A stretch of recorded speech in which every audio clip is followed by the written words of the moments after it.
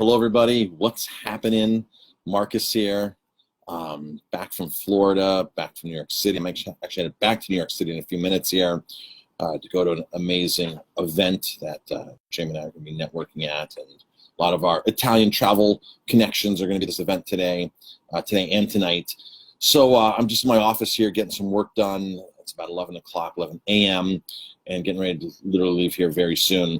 So I was speaking in Orlando this weekend on Sunday at the Southern Hospitality Restaurant Lodging, whatever it's called. I was speaking at one of the biggest food shows, restaurant shows in the South. It was in Orlando. I flew in and flew out for the day, and was talked to about, oh, Jim, there must have been like 100 restaurant owners in the group that I was speaking to. My session was packed, just like LA was a couple weeks ago.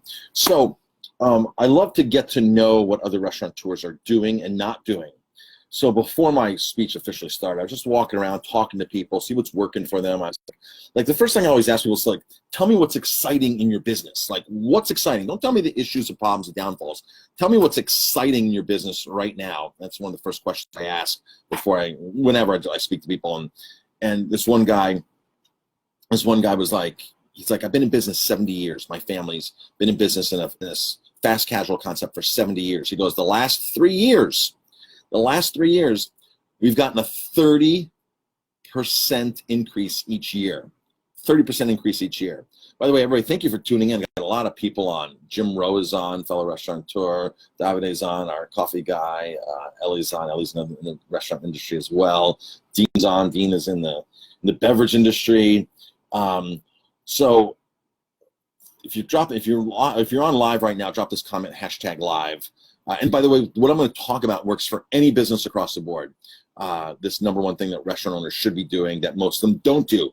So as I'm in the crowd, I'm talking to people. This guy, Johnny is his name, 70 years in business. And the last 3 years, they've had a massive sales explosion. I'm like, so tell me what's changed? What's exciting? What do you attribute all that sales? He goes, Marcus, I implemented this loyalty program and started building my list. I said, bingo, list building, database building, your mailing list. He's like, we've started this program. It's fantastic. It engages our guests. It gives them offers back. And I keep building people into a database that we can communicate to. And I'm like, man, this is so awesome. You hit the nail on the head. So I said to everybody, everybody in here, you need to talk to David after my speech. Go talk to Johnny. Go talk to Johnny after my speech, because I'm going to talk to him after my speech. The guy's been in business 70 years and 30% increase in the last 3 years. I said, that's astronomical. I said, I want to find out what he's doing, and because I'm interested in that's why. So I'm asking everybody, what's exciting in your business? So of course, when I first start my speech, I ask everybody who here is actively. There's like 100 people in this speech listening, and I said, who here actively builds their database, builds their list? Who here puts out comment cards? Who here has a sign up on their email sign up on a pop-up box or a form in their website? Who here is actively bringing people into your database? Folks, this literally out of 100 people, 4 people raised their hands. 4 people, so they're actively building their list, and they were only doing like one thing. They weren't doing all these other things to get people on the list, because there's so many things you can do now. There's really a bunch of cool things you can do, from chatbot integration to your CRM, from comment cards. Comment cards are one of the best ways. Seems a little archaic, but comment cards on the table. Cap, you have a comment card around? So comment cards are one of the best ways that you stick this in the check presenter at the end of the meal, and people fill these out. Like a ton of people fill these out. There's a ton of people fill this comment card out here, okay? So this is a person here. So we got all their information. I'll block that up, but we got all their information, okay? And on the back side here, they told us what we could do better.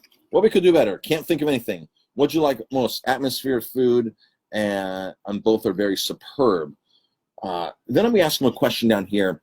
May I use your name and your comment for future marketing? I make sure people I make sure I put that in there because if people check yes, I can then use this person's real name in our marketing. Now, I'm not going to reveal the real name here, but on our website, I can later use their stuff.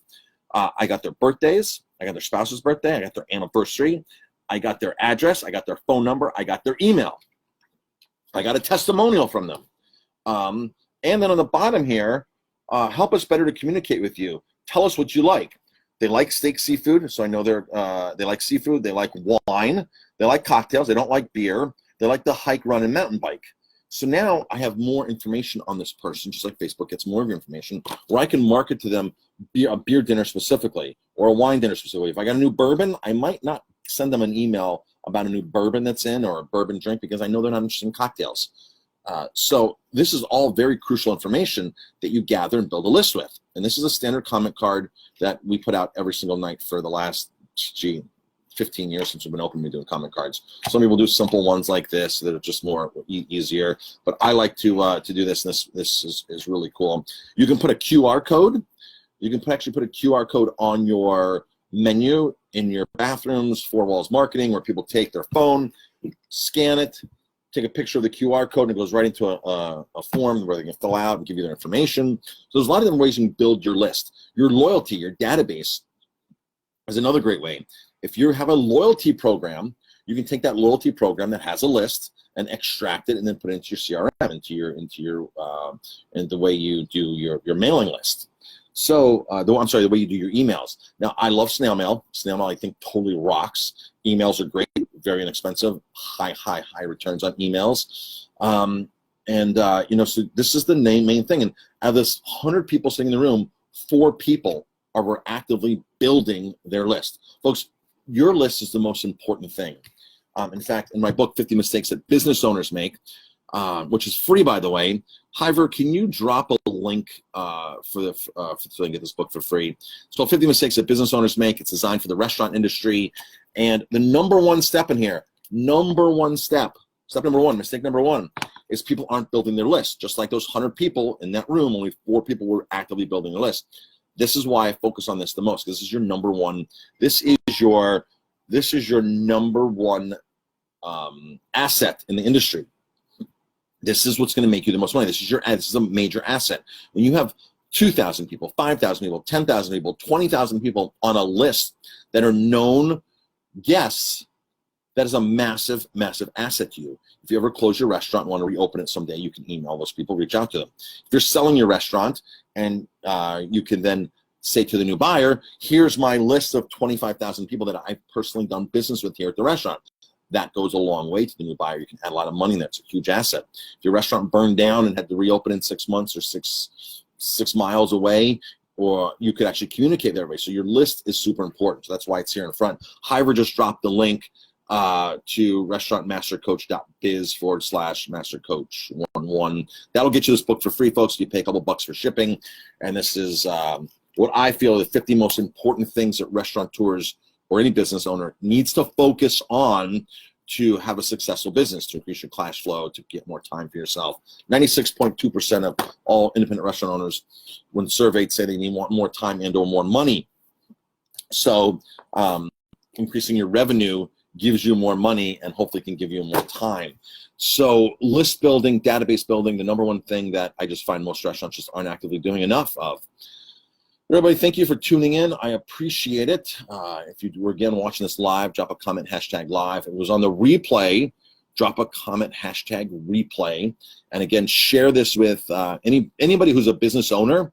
Anybody who's a business owner, even salespeople. If you don't even own a business, if you're a salesperson, if you're a food salesperson, liquor salesperson, hot tub salesperson, any kind of salesperson, you should be building your list. If you're in the mortgage industry, you should be building your list. You need to communicate to people that are interested, that have either done business with you or interested in doing business with you. Now, my speech will be live from Orlando. It'll be live on my YouTube channel, hopefully later today. It's a big speech. It's 25 gig. So it's about a 50-minute speech. That'll be live on my YouTube channel. It'll be up and live probably here in a couple of hours. We're still uploading that. It's taking a while to upload it to YouTube, 25 gigs. That's a very, very large file. The video so the video or the speech that I did in Orlando was on the 5 key elements that you need for your digital presence. So I break down I break down Charlie Munger's top 5 cognitive biases of buying. Charlie Munger came up, Warren Buffett's partner, came up with reasons why people buy. Why the brain is tricked, how the brain is tricked into buying like that. And when you start learning psychology marketing, that's when your marketing really starts taking off, because you're understanding how the brain works and how people just knee-jerk reaction to buying from you without them even realizing it. So it's kind of like this great hack on marketing to understand the psychology of how people are buying, how the brain thinks, and how it takes quick shortcuts. So that's what the speech is on. I talk about the top 5 cognitive biases of buying in the restaurant industry, things that every restaurateur should employ ASAP on their website, on their business card, in person, on their Facebook, everywhere across the board, your digital platforms, your print platforms, even your print ads. You should have a series of these 5 key psychological biases, things that make people like you, buy from you, respect you, consider you an authority figure, make sure that you're likable, establish credibility. There's all these things that people will say, yes, I like that person. So again, everybody, thank you for tuning in. I see Greg is on. I see Ian's on. Hey, Ian, how's it going? Ian's in the restaurant realm. Ian does menus for restaurants. So everybody, thank you for tuning in. I appreciate it. And check my YouTube channel back later for an update. It's just Marcus Guiliano on YouTube. I will post probably a link on my Facebook when that video goes live, probably tomorrow. Everybody, thank you for tuning in. I appreciate it, and we'll talk to you later.